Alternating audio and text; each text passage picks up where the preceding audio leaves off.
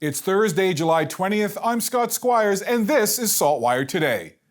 Nova Scotia's doctors and the province have reached a historic 4-year funding agreement covering compensation benefits and support for clinical and academic duties. Michelle Thompson, Minister of Health and Wellness, praised the collaboration during negotiations, leading to a fair deal benefiting all parties. Family physicians will have a new payment model option, receiving increased compensation based on hours worked, services provided, and patient numbers.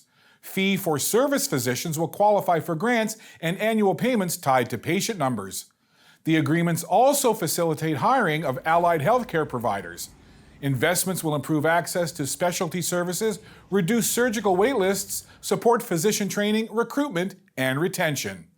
Details are available at the website on screen. Halifax welcomed a ton of cruise ship passengers today. 3 cruise ships docked in Halifax this morning, bringing over 7,000 passengers to the city, making this the busiest day of the 2023 cruise ship season so far.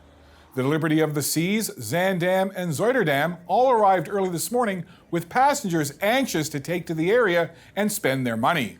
All great news for local businesses. There's lots of passengers. The boardwalk is full. People are interested in talking to the local people, the local vendors.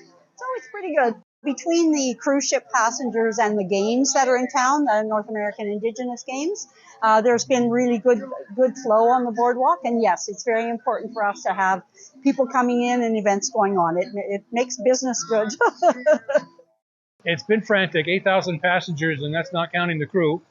So there's a lot of people, a lot of questions. I must have given out about 300 maps today and answered questions, everything from how far is it to walk to Peggy's Cove through to where's the closest grocery store. So you get everything in between. The 3 cruise ships leave Halifax this evening, with the Liberty of the Seas headed for Boston, the Zaandam to New York City, and the Zuiderdam is sailing to St. John, New Brunswick. You can visit cruisehalifax.ca for information on cruise ships sailing to our city. A Prince Edward Island Special Olympic medalist is now on the job hunt after successfully completing Project Search PEI. SaltWire's Ten Nguyen has the story. After winning medals in Special Olympics over the years, a PEI athlete is taking on a new challenge, finding a job. Logan Robbins earned a gold and bronze medal in speed skating at the Special Olympics Canada Winter Games in Thunder Bay, Ontario in 2020. He was the youngest member of Team PEI back then at only 16. Just earlier this year, the 19-year-old returned to PEI from Nova Scotia with 4 gold medals for speed skating from the Special Olympics Provincial Winter Games. Now he's on to the next challenge, looking for work, after recently graduating from Project Search PEI. It's a program designed to equip young adults with intellectual or physical disabilities with job skills and employment opportunities. It was very useful because it helped me and our people with intellectual disabilities try to get jobs. And one of us actually did get a job during their 3rd internship. Project Search is an international initiative with multiple locations across Canada. It began in PEI back in 2020 and operates out of the Queen Elizabeth Hospital with support from Health PEI and Skills PEI. The program offers classroom sessions as well as provides participants with the opportunity to intern at different departments within the hospital. Helen Frizzle, an instructor with the program, says people with disabilities can achieve so much when they have the right support. If they're given the opportunity and the supports, that where they end up is entirely up to them. I feel like they drive where they are going to end up with their future. I could see that in a number of different individuals, but especially Logan. He was so keen to succeed. Project Search PEI is currently recruiting for its fall cohort. Enrollment information is available through the program's website and Facebook page. The program is free for eligible young adults aged 18-25 who will go through an interview and assessment process. In Charlottetown, I'm Tin Nguyen for SaltWire. With summer festivities in full swing in the HRM, the 2023 Nova Multifest may have slipped past your radar. The Multicultural Festival brings over 40 performers and more than 20 vendors from across the province to share in music, food, and fun. There are a lot of newcomers coming in here. They haven't seen it here, what that means, multicultural mean in Canada. We say it's a land of immigrants, but it's really, you're going to come and see it here, the whole world at one place for 3 days. Different, cultures, they're going to come and see it. So it's a celebration of diversity and being what we are.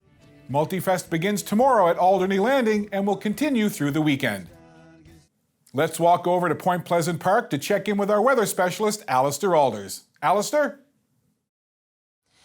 Thanks, Scott. Well, after some clouds, fog, and drizzle this morning, the sun was breaking through the clouds this afternoon. It turned out to be a pretty nice day. A lot of people out here at Point Pleasant Park, but unfortunately not a lot of sunshine in the forecast as we go into and through the upcoming weekend. This evening it will be mainly cloudy with fog patches and still holding on to a chance of showers with the temperature near 22 degrees and a cloudy start on Friday morning. We'll start the day near 19 degrees and in the morning we will have a chance of showers developing, and as we progress throughout the day those showers will become more widespread and we'll even have the threat of intense downpours and thunderstorms tomorrow afternoon. It's not going to get too hot tomorrow. It'll be 22 for the high, however still very humid, feeling like 30 degrees when you factor in the humidity. And really, we'll have a cold front that will be very slow moving through the region this weekend, which means we will have more widespread showers both Saturday and Sunday. That comes also with the risk of intense downpours and thunderstorms. And here in HRM, we are looking at the potential for 50 to 100 plus millimeters of rain. The highest amounts are forecast along the Atlantic coast, so do have to watch it for the threat of localized flooding this weekend. The good news, though, for those of us looking for a stretch of sunshine, looks like we will have quite a bit of sunshine in the forecast next week. The humidity, though, still remaining high next week. Scott. Thanks, Allister. Before we leave you today, here are the medal standings at the North American Indigenous Games as of news time.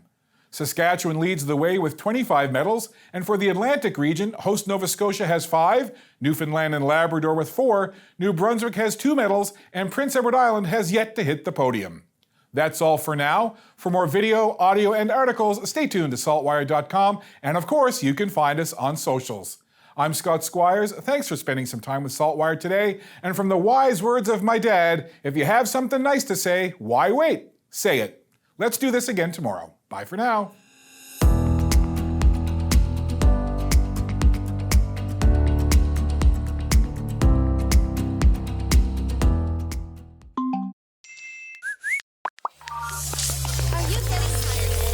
Turn off the noise. Tune in to what matters. What matters is information you can trust. What matters is the news you can use to make life's big decisions. Informed healthcare choices, casting the smart vote, or opening that business. What matters is understanding the world around you. Let SaltWire connect you to what matters with unlimited access to the information you need for only $20 for the first year. Become a member today.